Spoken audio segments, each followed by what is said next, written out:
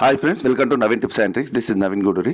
ఈరోజు మనం competitive exam సంబంధించి ముఖ్యంగా ఆబ్జెక్టివ్ టైప్ ఆఫ్ క్వశ్చన్స్, తెలియని క్వశ్చన్స్ ఉంటే ఎలా ఆన్సర్ చేయాలనేది ఈ వీడియోలో మీకు టిప్స్ ద్వారా చెప్తాను. అంటే చాలా ఇంపార్టెంట్.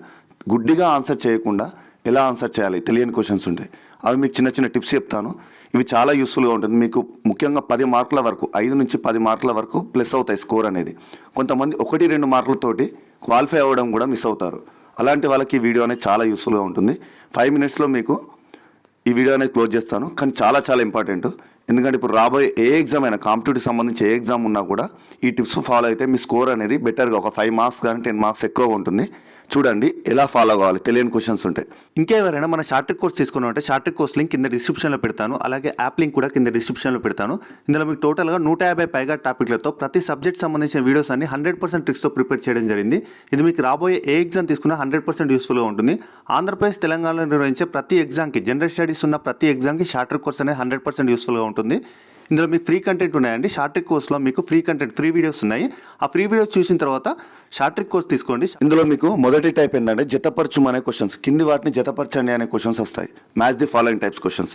ఇలాంటి క్వశ్చన్స్కి మన క్వశ్చన్స్ అనేది సంబంధం లేదు. ఇవన్నీ మీ ప్రీవియస్ క్వశ్చన్స్ మీకు ఎక్స్ప్లెయిన్ చేస్తాను. ఇందులో మీకు క్వశ్చన్స్ అనేది మీకు సంబంధం లేదు, అసలు ఏం తెలియదు దీని గురించి, క్వశ్చన్ గురించి. అయినా కూడా ఆన్సర్ ఎలా చేయాలి, ఎలా గుర్తుపెట్టాలి ఆప్షన్ బట్టి.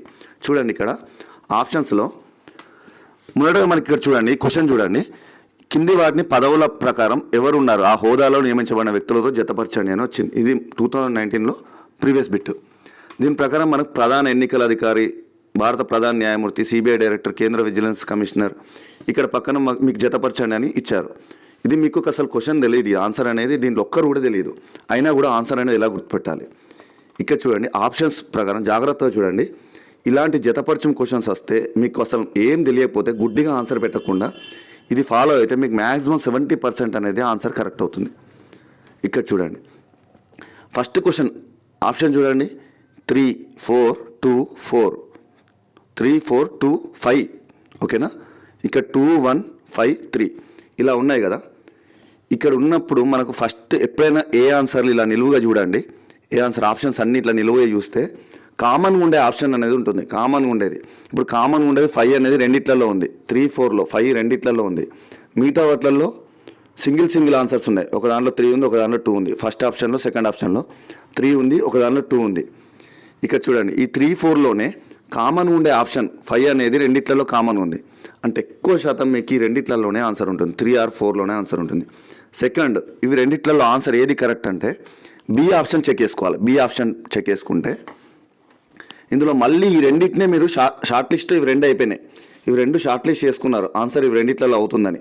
ఈ రెండిట్లలోనే మళ్ళీ ఈ బి ఆప్షన్లో ఉన్న ఈ ఆన్సర్లు అనేవి వాటిలో ఎవిట్లలో ఎక్కువ ఉందో చూసుకోవాలి. మిగతా ఎలిమినేషన్ చేసిన ఆన్సర్లలో ఈ ఆప్షన్ అనేది దేంట్లో ఎక్కువ ఉందో చూసుకోవాలి.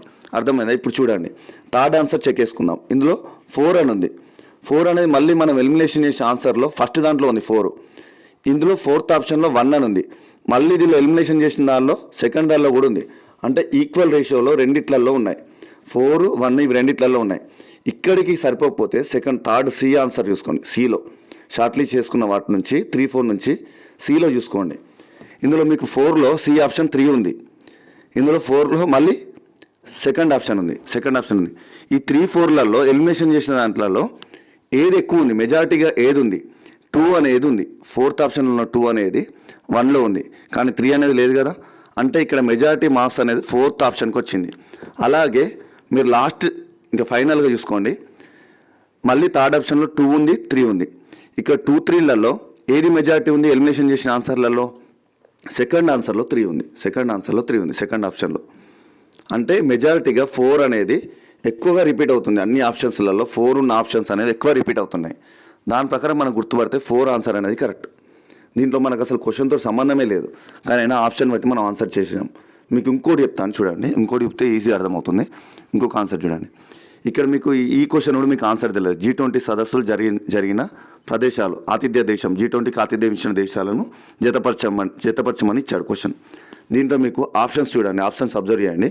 ఇందులో మళ్ళీ ఇదే విధంగా రండి, సేమ్ ఆప్షన్ 1, 2, 3, 4లో ఏ ఆప్షన్ ఫస్ట్ తీసుకోండి. ఏ ఆప్షన్లో అన్నిట్లలో ఏ ఆప్షన్ తీసుకుంటే కామన్గా ఉన్న ఆన్సర్ అనేది ఎక్కడుందో చూసుకోండి. కామన్గా ఉన్నది ఇప్పుడు 2లో ఉంది. కామన్గా 2, 4 ఈ రెండిట్లలో మీకు 2 అనేది ఆప్షన్ అనేది ఎక్కువగా ఉంది, 2 అని ఉంది.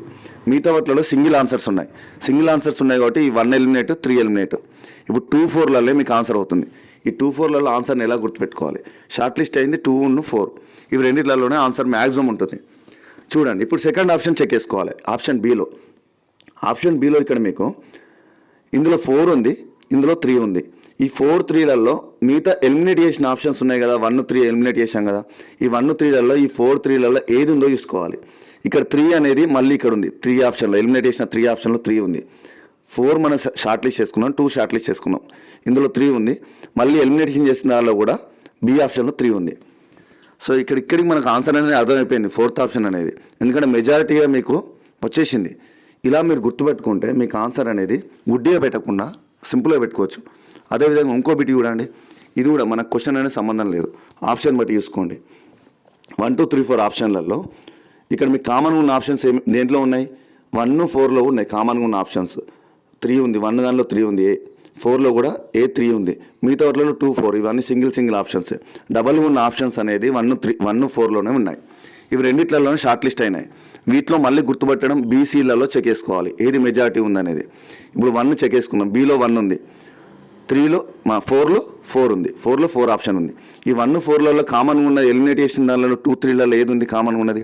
4 ఉంది. అంటే 4 సంబంధించి మ్యాచ్ అవుతుంది. ఇక్కడ 2లో 4 ఉంది, మ్యాచ్ అయింది. కాబట్టి 4 మెజారిటీ కాబట్టి 4th ఆప్షన్ కరెక్ట్. నెక్స్ట్ అదేవిధంగా మనకు ఈ అవార్డుల గ్రహీతలకు సంబంధించి ఈ క్వశ్చన్ అనేది తెలియదు. అయినా ఆప్షన్ బట్టి చూద్దాం. మనం ఆప్షన్ బట్టి ఆన్సర్ ఎలా గుర్తుపెట్టాలి చూద్దాం. ఇక్కడ ABCD ఈ ఆప్షన్స్ ప్రకారం మనం 1లో 2 ఉంది, 2లో 3 ఉంది, 3లో 2 ఉంది, 4లో 5 ఉంది ఆప్షన్. ఇందులో కామన్గా ఉన్నది ఏంటి?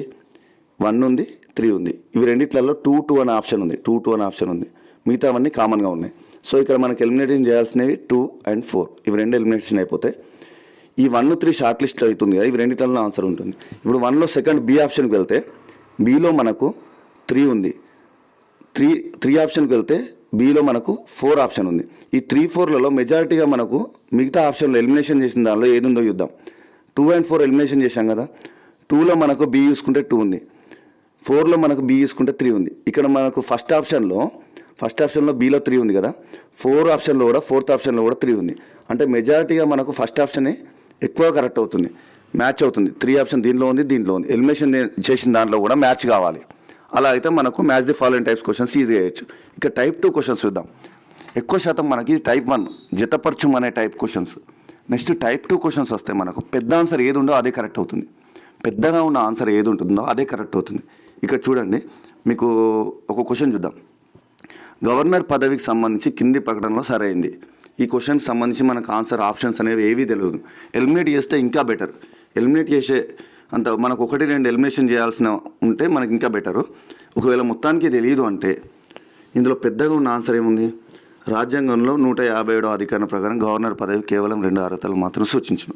ఈ పెద్దగా ఉన్న ఆన్సర్స్ కరెక్ట్ అవుతాయి. ఎక్కువ శాతం 50% ఇలాంటి క్వశ్చన్సే కరెక్ట్ అవుతాయి. ఏదైతే ఆప్షన్ పెద్దగా ఉంటుందో లాంగ్ ఆన్సర్స్ అనేవి ఎక్కువగా కరెక్ట్ అవుతాయి. ఓకేనా? ఇలా మనకు తెలియని సమయంలో ఇట్లా చూసుకోవచ్చు. లేదంటే ఇందులో మీకు 1, 2 ఎలిమినేషన్ చేసుకున్నారనుకోండి ఇంకా బెటర్, మీకు 90% ఛాన్సెస్ ఉంటాయి. నెక్స్ట్ క్వశ్చన్ చూడండి. భారతదేశంలో ప్రధాన భౌగోళిక విభజనలు, దీనికి సంబంధించిన మనకి ఏం తెలియదు ఆన్సర్. మొత్తానికి తెలియకపోతే మనం గుడ్డిగా ఆన్సర్ పెట్టకూడదు. ఇందులో ఏదైతే పెద్దగా ఉందో ఆన్సర్ అదే కరెక్ట్. ఇందులో థర్డ్ ఆన్సర్ కరెక్ట్. నెక్స్ట్ మనకు వచ్చేసి భారత రాజ్యాంగ చట్టానికి సంబంధించి 73, 74 సవరణల ద్వారా రిజర్వేషన్ల పరంగా కింది వాటిలో ఏది సాధ్యమవుతుంది అని అంటున్నారు. దీంట్లో కూడా మనకు ఆన్సర్ అనేది ఏమీ తెలియదు. అలాంటి టైంలో ఇక్కడ ఇవన్నీ చిన్నగా ఉన్నాయి ఆన్సర్స్, ఇది పెద్దగా ఉన్న ఆన్సర్. ఇలా మీరు గుర్తుపడితే పెద్దగా ఉన్న ఆన్సర్స్ అనేవి మ్యాక్సిమం మీకు 50% కరెక్ట్ అవుతాయి, 50% కరెక్ట్ అవుతాయి ఛాన్సెస్ ఉంటాయి. కాబట్టి 1 correct answer. Next type 3 questions. ఎక్కువ శాతము ఆప్షన్స్లో పైవన్నీ సరైనవే అనే ఉన్న వాటికి మెజారిటీగా మీరు ప్రిఫరెన్స్ ఇవ్వండి. ఎక్కువ ఆన్సర్ పైవన్నీ సరైన వాటికే ఇవ్వండి. అవే ఎక్కువ శాతం కరెక్ట్ అవుతాయి, కరెక్ట్ కావడానికి ఆస్కారం ఉంటుంది.